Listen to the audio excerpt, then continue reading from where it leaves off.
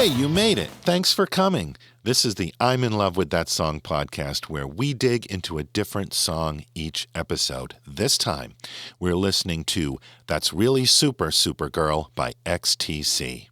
My name is Brad Page, and I'm your audio tour guide on this show as we explore a favorite song, uncovering all the little nuances that make it a great song. You may be a musician, you may not, it doesn't matter. This show isn't about music theory, it's just about using our ears to hear what's really going on in that song. This episode is a really big one for me because we're going to be listening to a song from what I believe is one of the greatest albums ever made. The band is XTC, the album is Skylarking, and the song is called That's Really Supergirl. That's really Supergirl. How you set yourself a second flat, and your friends are gonna say that's really Supergirl.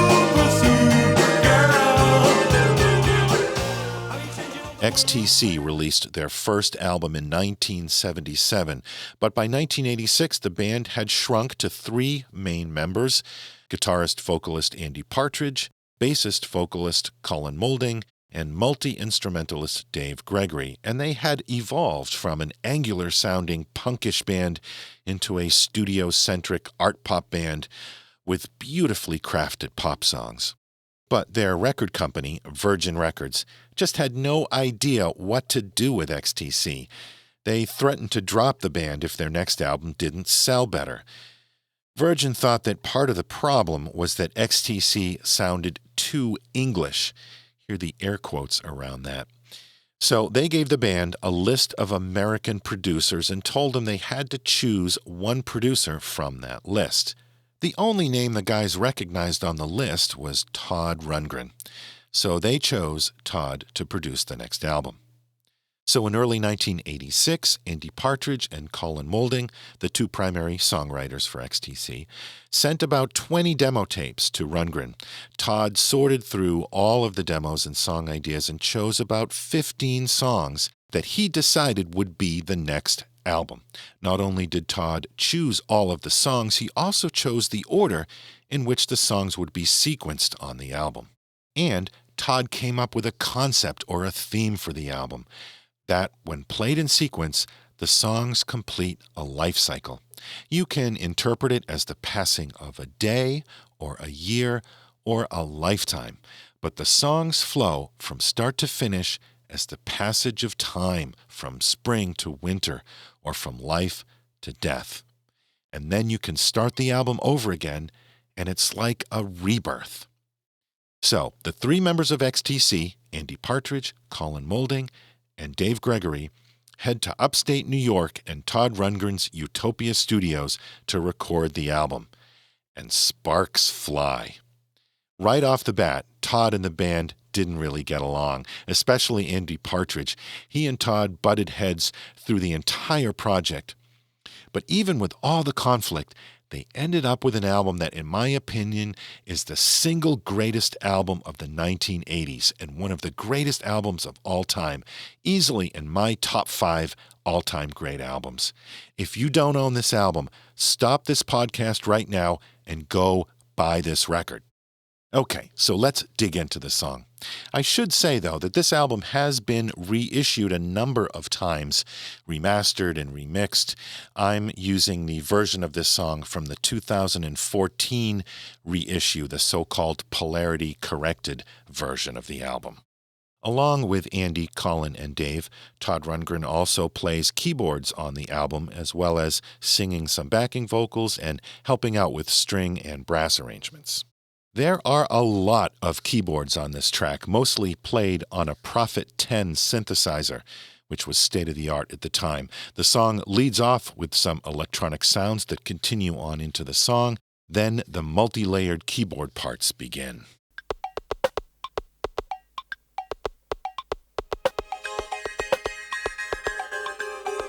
I can't hold you now. Let's talk about those drums because they're an interesting part of the story here. Now, follow along with me on this because this is going to take a minute. XTC didn't have a drummer at this point. and there was no drummer in the studio in New York when they started recording. Basic electronic drum tracks were sequenced with a plan to replace them with a real drummer later. On this song, Andy Partridge, he's the songwriter and vocalist on this track. Andy told Todd that he wanted the snare drum to have a clanging metallic sound with a lot of ring to it. Now, Todd is not only a producer, he's a solo artist in his own right, and at this time, he was also in his own band called Utopia. A couple of years before, Utopia released an album called Deface the Music that was a tribute to and a parody of the Beatles. So Todd pulls out the tapes from that album, picks a track, and plays that snare drum sound for Andy, asking him, "Is this what you're looking for?" Andy says yes, so they sample that snare drum track right from the Utopia song and use it as the central beat for this song. Now remember that this is 1986 and sampling is still in its infancy back then. It was no easy task to do this. I don't know exactly which song Todd lifted the snare drum sound from, but I can make an educated guess. Let's listen to a bit of a track called Feel Too Good and pay attention to the snare drum sound here. Feel too good to go to work today. I need a little more time so I can stay this way. Again, that's the very Beatle-esque song Feel Too Good by Utopia with the snare drum sound that's kind of metallic and ringing. You can imagine how they could lift or sample that sound, maybe pitch shift it a bit, and end up with the snare drum sound on this XTC track. I can't hold you down. As I mentioned before, all of the drum tracks on this album were recorded later, when most of the other tracks were completed. The band relocated to a studio in San Francisco where drummer Prairie Prince laid down the drum tracks. Prairie was the longtime drummer for the Tubes, and he's a frequent collaborator with Todd Rundgren. But this is a completely backwards way of recording. The drums are almost always one of the first things recorded. On this album, they're one of the last. On this song, Prairie played all the drums except for the snare drum. They kept that original sampled snare drum track, and Prairie had to play around it. That's a little tricky to do. I can't hold you down. So we've got multiple keyboard parts with more to come, all played by Todd Rundgren. There is a rhythm guitar part by Andy Partridge somewhere in the right channel, I believe, and a great bass part by Colin Moulding. Hurt like kryptonite. Put me on my knees. Now that I found out just what you're doing with your secret identity. We have to talk about the lyrics here because Andy Partridge, along with everything else, is a brilliant lyricist. And this is such a clever, sarcastic, but fun lyric. You can picture the poor guy who's dating Supergirl. She's always off saving the world, leaving him with a string of last-minute canceled dates, and her flying off at a moment's notice, leaving him alone. It's a metaphor for all those relationships where the other person seems to have more time for their work or their friends or everyone else but you. Hurt like kryptonite. Put me on my knees. We're heading into the chorus now, and right before it is a big clanging piano chord that leads us into the chorus. Listen for that. That's really Supergirl. This is a great chorus, and there's some cool stuff going on here, including the keyboard that's playing the eighth notes. That's a classic Todd Rundgren move, and I like how they pan across the stereo spectrum. That's really Supergirl. I'll be sleeping 7 seconds flat, and your friends are gonna say that's really super. I love the pacing of the lyrics here, how some lines are sung twice as fast as the rest. But you couldn't put us back together. Now I feel like I'm tethered deep inside your fortress of solitude. Don't mean to be rude, but I don't feel super.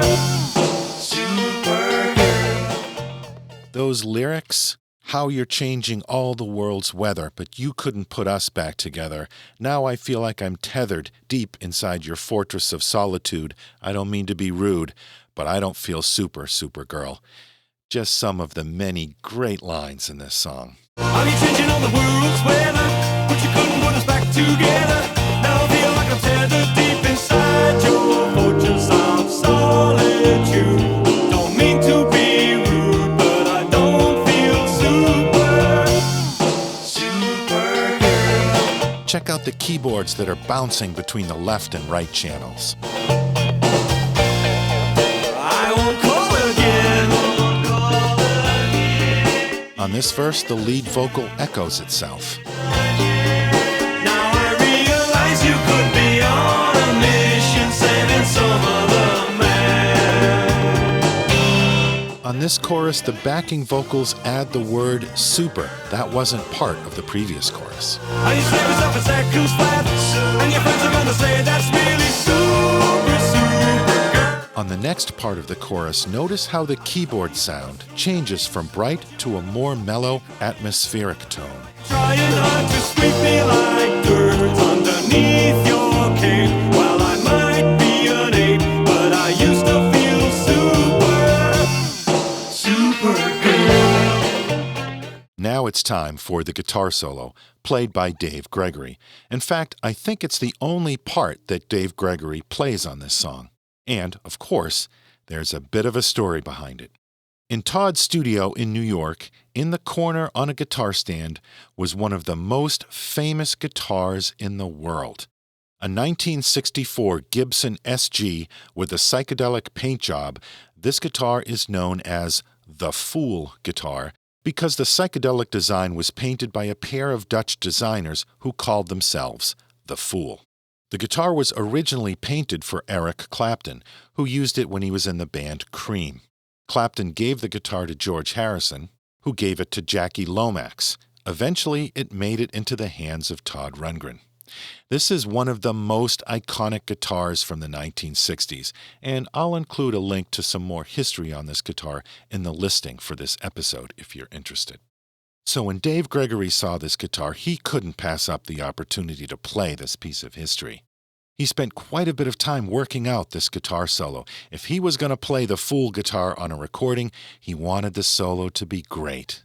The solo doesn't sound anything like Clapton or George Harrison or Todd Rundgren for that matter, but Gregory was able to contribute his own little bit to the history of this legendary guitar by playing this solo.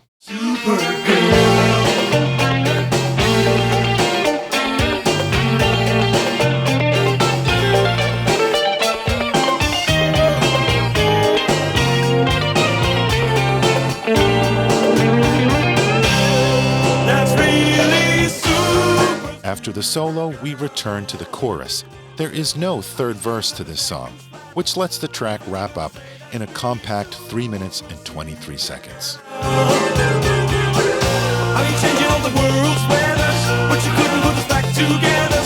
Here comes another one of my favorite lines in the song. How you stop the universe from dying, but you're never gonna stop me crying. Supergirl, and I'm here in your fortress of solitude. Don't mean to be rude, but I don't feel super. You expect him to say Supergirl, but he doesn't. Instead, we get a slowly descending keyboard part in the background while a tick-tock melody stays on pitch.